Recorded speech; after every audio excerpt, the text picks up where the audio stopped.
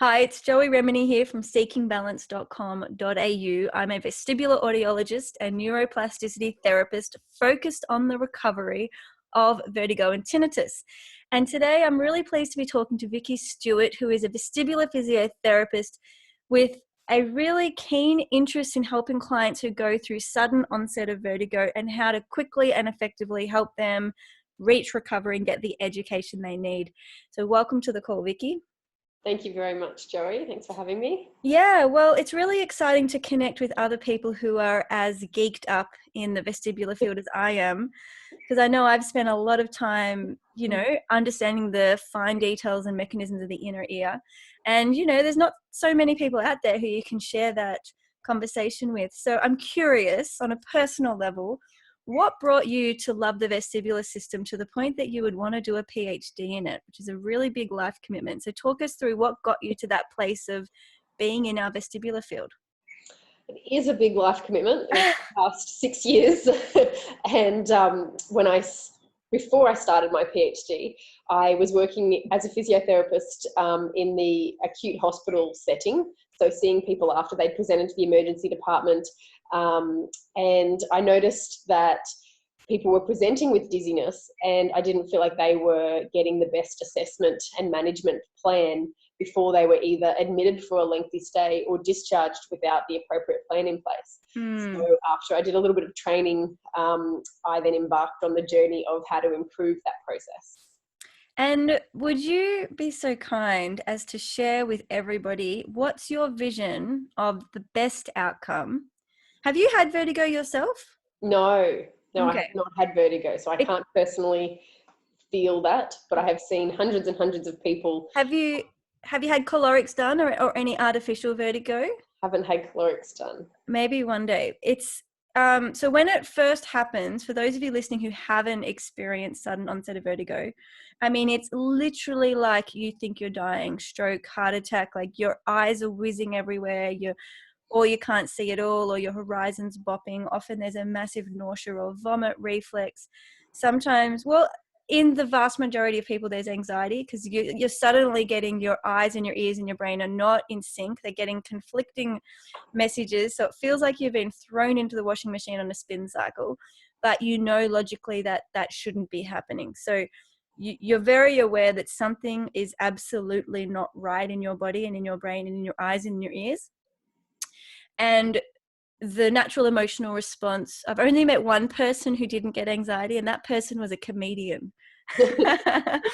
And so often there'll be like the heart pounding, you might feel the disconnected, discombobulated, lightheaded, kind of astronauty, overwhelmed feeling. So there's a bunch of things going on. And generally speaking, you want to know as soon as possible, am I dying? What's wrong with me? And it's incredibly traumatic. So a lot of people will be rushed to the hospital, not always, but in the severe cases, they probably will be taken to the hospital. And from that place, they're seeking reassurance, they're seeking answers, their whole life has just been flashed before their eyes, more or less. So in those situations, Vicky, when people come very distressed, very uncertain, sick, potentially even vomiting, what do you feel as a vestibular audiologist with a kind of a special understanding in this hospital system setting? What do you think is the best thing that can happen for these people when in this scenario? In an ideal scenario, Yep. the person would present and immediately be assessed by an ED doctor who has experience and training in assessing dizziness. They would do a basic screen to then determine if it seems like it is of a vestibular origin or a neurological origin compared to a, say, cardiac origin, Yeah. other things. Once they're down the line of that it's a neurological origin or vestibular, then they would either complete an array of objective and subjective tests themselves, plus joining in with a vestibular physiotherapist who has training and experience in this area, who can attend to them right then and there when they're in the emergency room. Ideally, the hospital would have a neurologist involved and be able to attend to them right at that bedside as well. And the first priority is to rule in or rule out a stroke. Yeah. Because that is vertigo can be a symptom of stroke. So when someone presents to emergency, that is of the prime of importance. And a vestibular physiotherapist and a neurologist and an ED physician together can all help make that determination, and they may require imaging. So ideally, again, the hospital would be able to rush that person off to have imaging done in a very quick manner. And then further tests would be done and management would commence straight away. So, for example, if stroke was ruled out and they felt that it was BPPV, for example, which can present in the same type of manner, then positional tests would be done straight away in ED and treatment would be commenced straight away. Follow-up would be offered straight away after they're discharged. So if they could go home safely, then they'd go home and then be brought back in either the following day or a couple of days later. That follow-up treatment would happen by the trained vestibular physiotherapist, and they'd have ongoing treatment sessions until they had no problems left. What we know, though, can happen is that every hospital is funded differently or funded to a different extent in how large the hospital is. So lots of hospitals don't have neurologists. They don't have physiotherapists in ED. If they'd have physiotherapists in ED, they may not have the right training or they may not have the capability to get to the emergency department in a quick manner because their workload might be somewhere else. Hospitals may not have imaging MRI machines available. They also may not have audiology services available at the hospital. So there's a huge variance in what an emergency department can offer the person when they arrive with symptoms of dizziness and vertigo. Would you say, because you've worked in emergency departments, right? And that, excuse me, when Vicky says ED, she's referring to emergency department. And when she says BPPV, she's referring to positional vertigo, benign paroxysmal positional vertigo, which we've spoken about a lot on this program, on this YouTube and podcast. So when you go to emergency departments, would you say in your humanity and in your personal observation, even beyond your professional observation, that the emergency doctors are really very skillful in a bedside clinical observation way? Like their training is to scope out, is this life-threatening or is this not life-threatening? Like that big question, I suppose, is what they spend all of their years training. Do you think they're good at that, and that people, no matter what hospital they go to, if an emergency doctor says, look, I feel that this is not a life-threatening condition, I don't think we can say that no matter where you go, you're going to have a doctor that's experienced in differentiating between a non-emergent and emergent disorder from vertigo symptoms. And that's an issue, and that's something that needs. Have you seen that before, where people were sent home saying, don't worry, and then they drop dead? No, I haven't seen that they've dropped dead, but I have seen that they then have to represent to hospital because their symptoms weren't addressed, and that then they go on and have a diagnosis of a stroke. Unfortunately for the doctors, they have a lot of other pressures, for example, time pressures put on place on them, and restrictions on services available to them. So some hospitals just don't have the right imaging to be able to help the diagnosis. Is it mostly a CT scan that they would do? Or MRI. Or MRI. CT in the very early stages, in the first 48 hours. Looking for a bleed. MRI to confirm after that. Yeah, so just so people are kind of understanding what we're talking about, is we're looking to see have there been any bleeds around the inner ear, or have there been any lack of oxygen or lack of delivery through the arteries and the capillaries and the blood circulation systems that are really, generally speaking, effectively feeding all the parts of the inner ear and the nerves from the inner ear to the brainstem, midbrain, and so on. And so when people experience stroke, there can be a lack of oxygen, lack of nutrients, and the blood flow circulation has blocks. And sometimes, and that's what the doctors are trying to identify. Which means it's not an inner ear problem at all.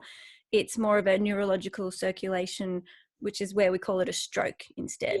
And it's in particular the base of the brain, the cerebellum. Strokes in that area can mimic symptoms of peripheral or inner ear vestibular problems that aren't a stroke. the symptoms when they first present to the hospital can appear the same, and it's the ED medical team to help differentiate whether it's a stroke that's happening more likely in the brainstem or the cerebellum in the back of the brain, or could be a stroke affecting the inner ear, or is it a peripheral inner ear problem that we call benign.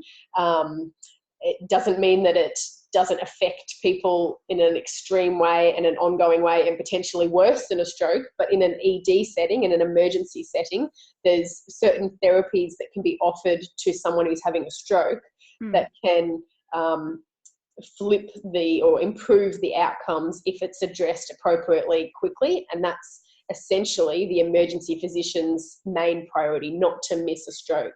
So their priority isn't trying to figure out which vestibular problem it is in the first instance. But they might not even have those skills, because we have to remember that doctors are so very specialized in, if you think about our health as being a massive big jigsaw puzzle with thousands of different pieces, each doctor specializes in one piece, and they spend a lot of years, researching and understanding that intimately. And so if an emergency doctor is highly specialized in various types of strokes, that's going to take years and decades of clinical experience for that doctor to be specialized there, which means they won't necessarily have taken the time to understand all the various parts of the vestibular system and vestibular disorders. That's right. And they will need to refer on to a vestibular specialist for that. Yeah. And that's where vestibular physiotherapists are stepping up and having an important role. However, there's only, a handful of vestibular physiotherapists that have training and experience in the emergency department setting. So unfortunately, if you arrive at a hospital with these, or if you have in the past, and you didn't get attended to in a way that you felt was holistic and thorough, it's very likely that that hospital didn't have the resources or training to provide the best assessment and management. And unfortunately, that is the stage we're at within a lot of hospitals in Queensland, I can talk of, and Australia. So I just want to go back to, I'm quite sure when I interviewed neurologist Dr. David Shmulevitz, which was actually quite a while ago now, I said to him, a lot of people out there with dizziness and vertigo and vestibular kind of very vague diagnoses. So these are the people who are not falling into any clean category of PCV or Meniere's or whatever. The question they have is, have they missed something? Am I dying? And he said, look, it's incredibly rare that the doctors will have missed a life-threatening condition. Like if you're going to drop dead, it's likely the doctors will pick that up. And he said, even when it does come to cerebellar degenerative conditions, which was his specialty, they're often very slow moving. So if there was a genetic condition where your poor old cerebellum was significantly impacted and neurons were dying and degenerated in that part of your body and your brain, it's generally very slow acting, and you have absolutely plenty of time to form a relationship with the specialized doctor who can understand your cerebellum and guide you through it. They can't stop it, they can't prevent it, but they can help you understand the changes you're going through and work in a holistic team and multidisciplinary team to ensure that you get muscle toning, that you have use of your residual vestibular reflexes and spinal reflexes, so that overall the impact on your life is reduced as much as possible. So I think it's really important that people, if you can't find the doctor initially on day one who can help you feel at ease and understand your questions, you generally have time. It's, and I think if it is something that's very imminent and requires immediate surgical intervention, chances are the doctors will pick that up quite quickly. And we have to trust that that's their training. Okay, they're looking at ways to help you, and doctors love to help. They're like, if they know that they can surgically fix you, believe me, they'll tell you. Yeah, and that's why when someone presents to the ED, that is their primary goal, is to figure out whether it's that in that emergent category. That's their goal. So if they're not addressing all the other potential vestibular problems that it could be, it's because they're really looking to try to exclude the dangerous, life-threatening sinister. disorders or tumours, etc. And that's what I meant before when I said if people go to an emergency hospital, I would imagine the doctor is capable of identifying that. Yes. Not the vestibular specialty, but just is it life-threatening, and does this person need immediate life-saving medical, attention? And that's where their knowledge really sits. And thank goodness, if I ever go to an emergency hospital, that's exactly what I want the doctors to help me understand. Sure. So let's just talk through a little bit about, because some people might not have understood what it meant to have like assessments and treatments and follow-ups. So from the audiology perspective, we are looking at the hearing information, so how the cochlea is collecting hearing information and if that's being delivered appropriately and effectively to the brain on the left and right sides. We're looking at the 5 balance organs, so the utricle, the saccule and the otoliths, and the semicircular canals, the posterior, anterior, horizontal. And so you've got your 10 balance organs and you've got your 2 hearing organs, so we're talking about left ear and right ear. And what we want to do is, first and foremost, check the easiest, when it comes to vertigo, the easiest thing would be doing whole pike tests and roll tests to check the horizontal canal and posterior canal for little floating calcium debris in the ear. And if we can identify that there's a positional vertigo, then technically that means you've got a very healthy ear system, and we can really elegantly treat that and support you through treatments if you need any home treatments.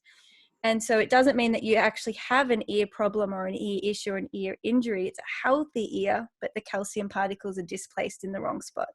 So that's not a neurological or brain condition. It's really an elegant assessment treatment, and we would expect that you return back to normal pretty promptly. So that's probably one of the key simple things that we're looking out for, because that can really get overlooked. And I don't know about you, Vicky, but I've seen people who have been diagnosed over 20 years ago and never offered a treatment. So they were actually given the correct diagnosis, but the doctors never said you can treat it, because maybe 20 years ago that doctor didn't know it could be treated. My record was 42 years of having vestibular symptoms that they hadn't been assessed for BPPV. So they hadn't received the diagnosis. Yeah, wow. They hadn't been assessed for it, and it was treated within a few sessions, and it was fantastic. And, she gave me flowers, and it was all the lovely blossom. But unfortunately, it's life-changing. Life-changing. Yeah. So from a vestibular physiotherapy point of view, the assessment can differ slightly if it's in the emergency department versus if we have an hour and a half in an outpatient setting. But we spend a lot of time on the history, because we can gain a lot of information from the history. So questions about the symptoms, questions about whether it was a first attack or whether this is a recurrent attack, whether it's a long-standing issue, whether it's spontaneously occurs or whether it's a positional related symptom. So whether you move and then you get the symptom, compared to someone who's just sitting still and has symptoms. How long the symptoms last can really help with the diagnosis. So does it last for a few seconds and comes and goes? Does it last for minutes, comes and goes? Does it last for hours? Is it continuous? And what are the associated symptoms like tinnitus, hearing loss, hearing loss, migraines, headaches, imbalance, falls. And once we get a good clear picture from the history, that can then target our objective assessment, which is the physical things, the signs that we want to get from the assessment. We often first look for nystagmus, so we observe for nystagmus. The type of nystagmus. Do you want to just explain to people what nystagmus is, in case they haven't remembered what that word means? So nystagmus is an involuntary eye movement, and we can see the eyes actually moving. So often it's a torsional one, or it might beat up and down, and the combination and the type of nystagmus can lead us to a diagnosis as well. And it's like a puzzle. So not one little assessment finding tells us the diagnosis. It's the history fitting with all these other assessment bits that then as a combined thing can fit with a diagnosis. And that's probably why it's not an easy area for someone that doesn't have training to just pick up quickly. So after we look at the type of nystagmus, doing different tests, we go through a range of oculomotor tests. So Mm-hmm. that's things like getting them to follow your finger, looking at the range of movement, looking Do you at... do that face to face or with the video goggles, assessing and graphing the So flicking eye movements? Yeah, and again, it depends what service and what hospital, etc. But we had access to... I used to take a trolley with my goggles and the computer to the emergency department Mm-hmm. with me, and so I would do some tests without the goggles and some tests with the goggles. Yeah. And I would record it. It was then a training tool for the ED doctors as well. That assessment would then turn into a head impulse test, where we would be looking at the vestibular ocular reflex to determine if that reflex has been affected in one of the ears, and whether that picture fits with the nystagmus that we're seeing and fits with the history.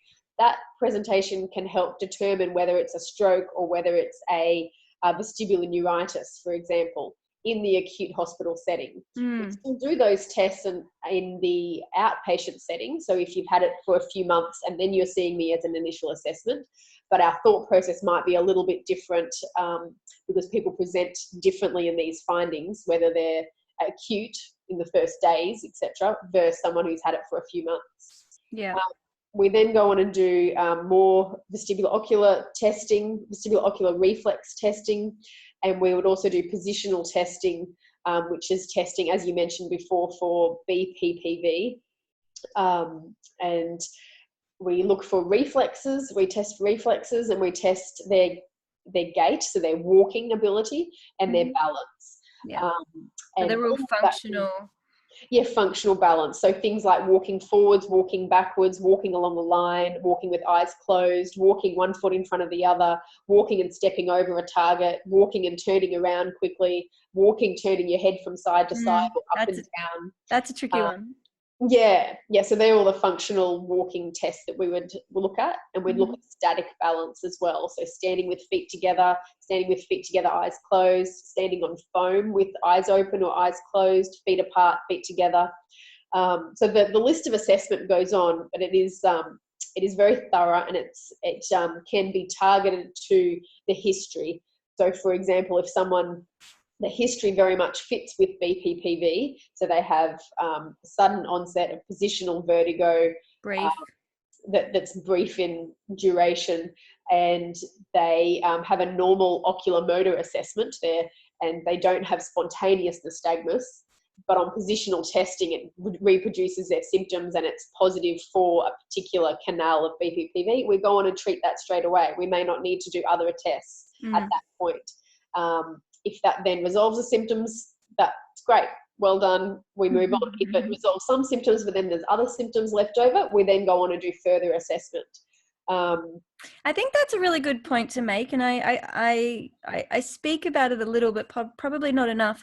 Many people have multiple diagnoses. So you may have BPPV and Meniere's, or Meniere's and vestibular migraine, or vestibular migraine and triple PD, or vestibular neuritis and BPPV, and I think part of being a health professional or a doctor assessing you and your capacities, look, we're only getting one little snapshot in time. And so as we work with you over time, we better get to know your brain, your inner ears, your spinal column, and also the emotional impacts of these symptoms and how the emotional brain might be impacting on part of your neuroplasticity. And so it's really this continuity over time of getting to know you as a whole person that we can give you probably the most thorough and robust professional opinion. And so the poor old emergency department are really just seeing you at one point in time when things can be messy. You can be vomiting and sick and barely able to talk, and they're trying to get all this clinical information out of you, and you're just like, I need a cuddle. And so I think it's like, we have to have realistic expectations on the profoundly subtle nature of vestibular disturbances and conditions. And it may take you a number of visits to various health professionals, doctors, or hospitals until you find a health professional who speaks your language, who listens to you, and who helps you understand the transformations happening within your body.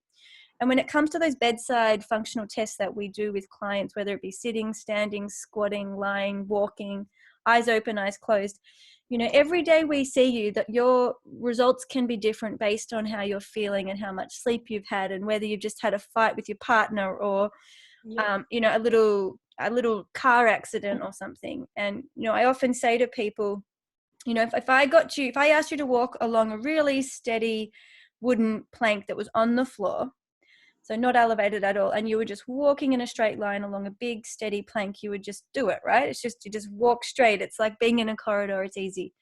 If we were then to take that same wooden plank and elevate it 200 meters in the air and put crocodiles and a raging river underneath you, the physical challenge hasn't changed at all. You're walking along the same plank.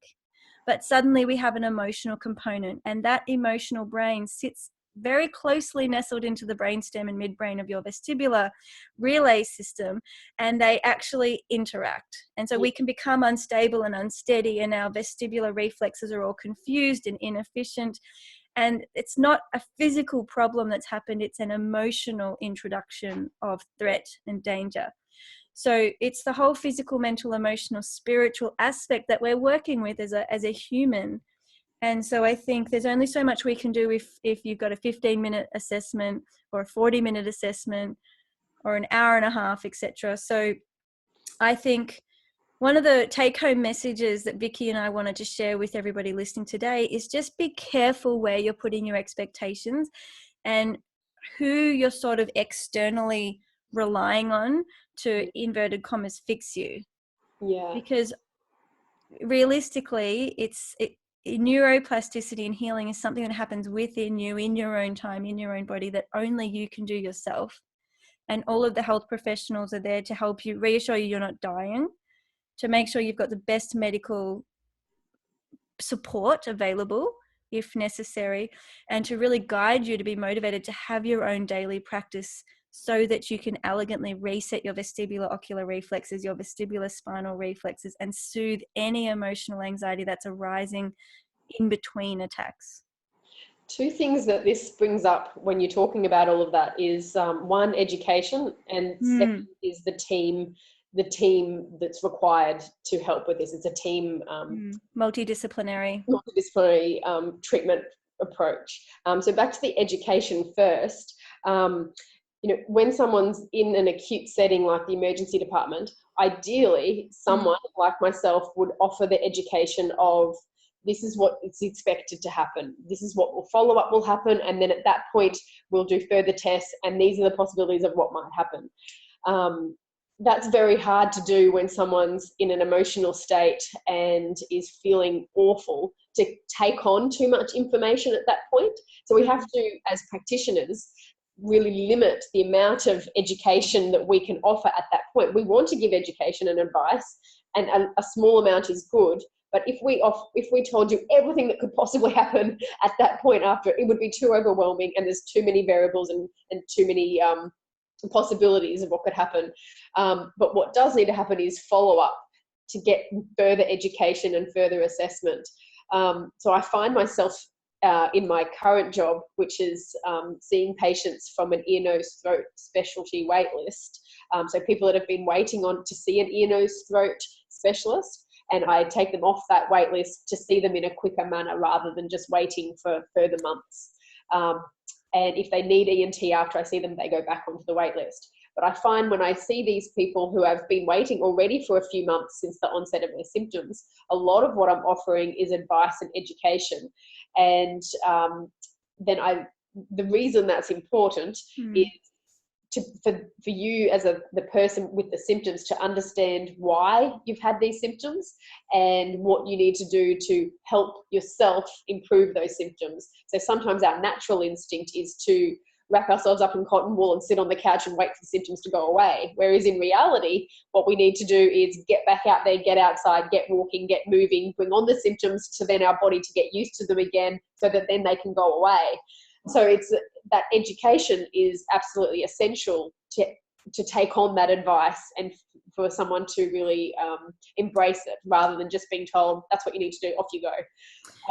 Well, it's and the other thing is it's different for everybody, because actually probably so Vicky and I work in different areas. In terms of, Vicky's really at the acute, probably the first 6 months, even the first day, first weeks of getting symptoms, whereas I'm working with people who've had symptoms for at least 6 months, if not years. And a lot of people have been told, get moving, come on, push through, you've got to feel it, you've got to expose yourself, and that hasn't worked for them. So their brain has actually rejected the stimulation, because they're living every day of their lives as though they're elevated on that wooden plank, and getting out of bed is terrifying, going to the supermarket is terrifying, putting on their shoes. And so their nervous system is actually rejecting all of that novel stimulation. And so their therapy has to start with actually soothing, calming, and finding ease and safety before they're ready for any vestibular exercises. So if you're listening and thinking like nothing works for me, something will work. Like, you need to find a therapist and a therapy that enables your brain to relax and reset. So all of those beautiful available neurons in your body that are not doing anything yet can actually be given a new job to help you stabilize. Like, it's very possible. It's just that it's not always a cookie cutter, do these bedside exercises and you'll be right. Sometimes you need a very specific custom program for your physical, That's mental, really emotional, good for everyone to understand that everyone is different in what they require and what they respond to. So for lots of people, they do respond to getting the advice of starting to move and in an appropriate manner and doing certain exercises. Some people have great recoveries on that. Especially for vestibular neuritis, labyrinthitis, a lot of the unilateral, one-off vestibular injuries, that is often, I saw one guy who was a surfer, and after his ear injury, he went back to surfing. In the first 6 weeks, of course, he was a bit wobbly and a bit hopeless and falling off his surfboard, but he had your textbook elegant recovery. Yeah. And I said, good on you, buddy, because you did exactly what we would recommend you do. And he just kept living his normal life, knowing that for that recovery period, he was a little weaker, a little wonkier. Yeah. And certainly they're the easier ones that are going to respond easier. And then the more diagnoses that you potentially have, or that are undiagnosed, or the more chronicity that you have, so the longer or even just the personality of being anxious anyway. Like, some people are anxious before a vestibular disorder, and then you get a scary vestibular attack and it's just out of control. So that's your normal, and we need as professionals to look at you in that temperament. Yeah. And that brings me to that second point of it's a team management. So from a lot of people, a physiotherapist alone isn't the right management. It's physiotherapy, audiology, psychology, GP, ENT for some people, neurologist for some people. Who else am I missing? Well, sometimes endocrinologist, sometimes cardiologist, sometimes psychiatrist. Did I mention? I definitely should have mentioned psychiatrist if I mentioned. Oh, psychologist. You did mention psychologist. But I think at the end of the day, these are all so in the first chapter of the book I'm writing, Healing for Vertigo and Tinnitus, I invite people to take a different approach. And this is what Vicky and I are actually talking about here, which is, rather than sort of go, oh my God, I hate what I'm feeling, somebody needs to fix me, somebody needs to explain this, and that's externalizing and basically putting all of your eggs in the basket out here, that you're wanting the solution to come from outside of you. And that's actually not possible. Like, Vicky and I cannot heal you. We can't get your neurons, and we can't get your ears and your spinal cord and your eyes and actually get tweezers out, and we can't do the magic for you. Like, that would be very invasive and not possible. Like, this is really fine neurological rewiring we're talking about. In the same ways we can't strengthen your muscles for you, you've got to go to the gym and strengthen your own muscles. So I think we need to rephrase the whole scenario, that for you people out there with vertigo, you are the expert in you, and you are the team leader in how you're going to heal. And what you need to do is to employ and find the health professionals who speak your language and who you can trust, who you can ask questions to. And what they're going to do is feed you invaluable information that you then either use because it feels relevant, or you say, that doesn't feel right for me, I'm not going to use that. So you're the senior leader in your research team, and people like Vicky and I, and your GP and your neurologist and your emergency doctor and your psychologist, they are all helpful little assistants on your team, feeding you in options, feeding you in information. And some of what we say will be spot on, and you'll be like, oh my God, everything makes sense now. And some of the things we say, you'll be like, nah, not feeling that. And so you have to be the person who actually makes the end decision, because that's the way you get your power back. And that's the way you learn how to decode and demystify all of the uncertainty. So we are giving you resources, skills, tools, and information, but I fully empower every single one of my clients to choose, what do I want today? What am I seeking today? What do I need today? It's not what I, Joey Remenyi, want to give them. It's them asking me, what do I need today? And well said. I respond to that. So it's this patient-centered, you're the leader, we're the assistants. And I think that really helps get better, quicker, more effective, longer lasting recovery results. And that's certainly what I'm seeing in clinic. Yeah, definitely. No, I think that's really well said. About there's times where I've assisted someone and it hasn't worked, and they are not at a point in themselves to take on and embrace any advice. They, for whatever reason, have blocks in being able to participate. And they really are at a point where they just want that magic wand and they want someone to fix them. And that, unfortunately, is not how it works. And I have to say, here's some other people that you could go and try. Come back to me if you want to have another go. I'm here. But right at this point, you're not ready. And that's okay that they're not ready, but they need some other strategies to get to that point where they can then go to that next step. Yeah, so for everybody listening who, I'm sure there's people out there listening who have recovered and you're like, oh my God, I remember those days. I remember feeling hopeless. I remember all the confusing, and you're beyond that now, and you're back to normal life, and you're back at tennis, and you're back at yoga, and you're doing your thing. And just congratulations, because you've obviously supported yourself. You've had a daily practice. You've asked the questions, and it might have taken you years, but you've got there. So I want to acknowledge everybody listening who's in that space. For those of you who are not yet in that space and you're feeling angry at people who recover, you're feeling like you want to blame everyone, you're hating your body, life is tough, you're helpless, hopeless, and feeling a lot of guilt and shame and self-rejection, I want to let you know that that's okay. Like, whatever you feel is where you need to be at the moment. And I'm telling you, sometimes we need to go to rock bottom and through the frustration and into that guilt and that shame until we realize there's another way. And that is actually part of your neuroplasticity. You know, it's not all rainbows and unicorns and lollipops and orchestral music. Every single one of my patients and clients has gone through the darkest of the dark. And that place is actually very valuable. And sometimes it's not until we get really angry and really resentful that we realize we want to look at it differently and we want to change. And that can be that important impetus and moment of, you know what, I'm ready.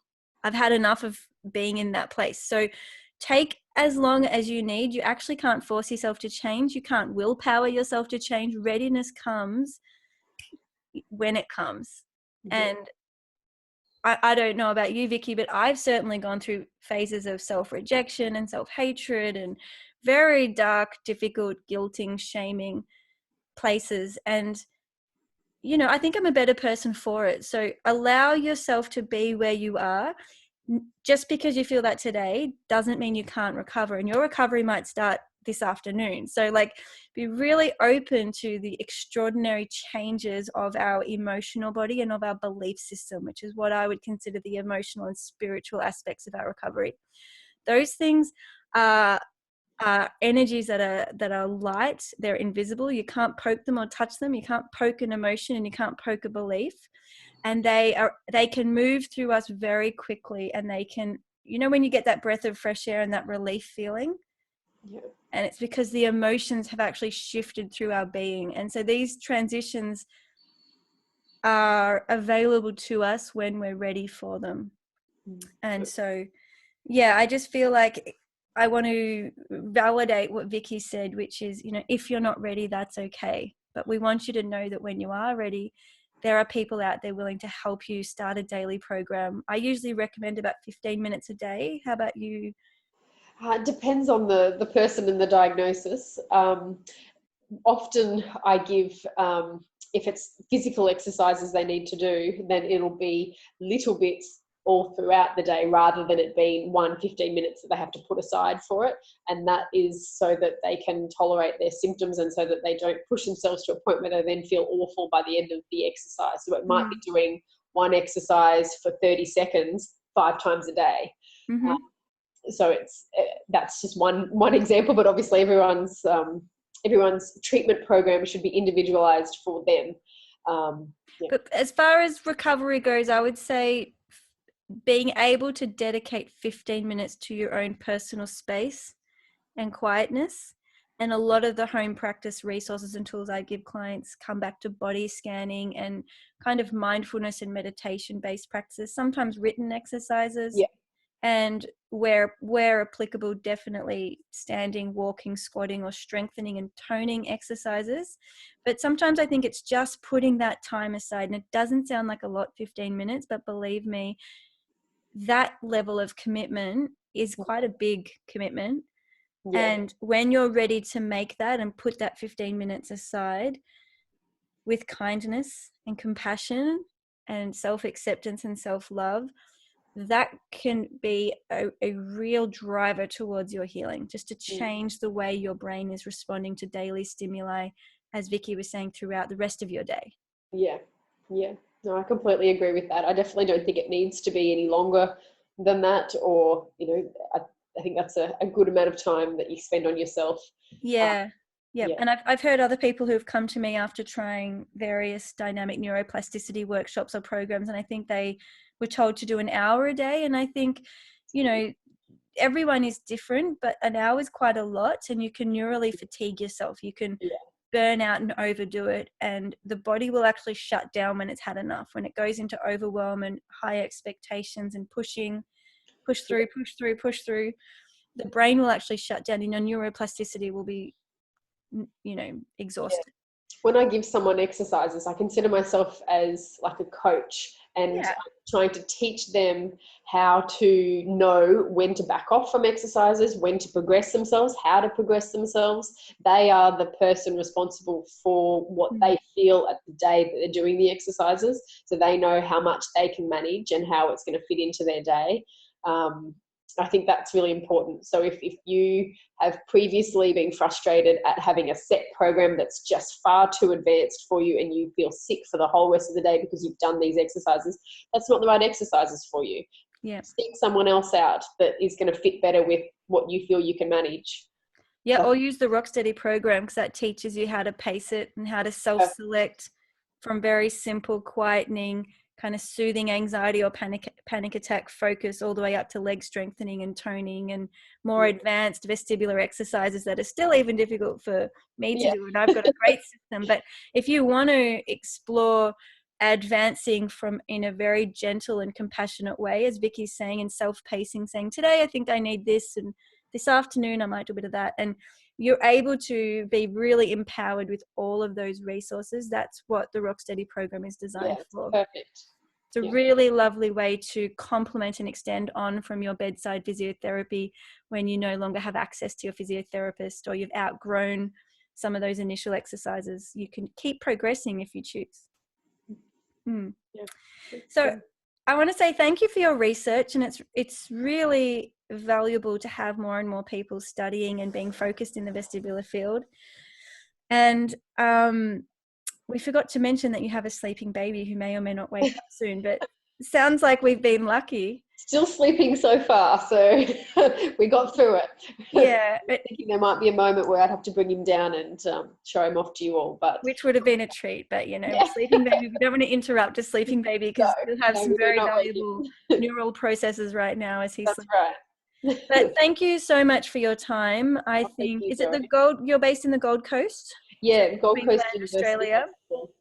So all of the people up in Queensland are very lucky to have Vicky as a resource. and you're potentially maybe running some workshops or retreats for people who want to understand vestibular conditions.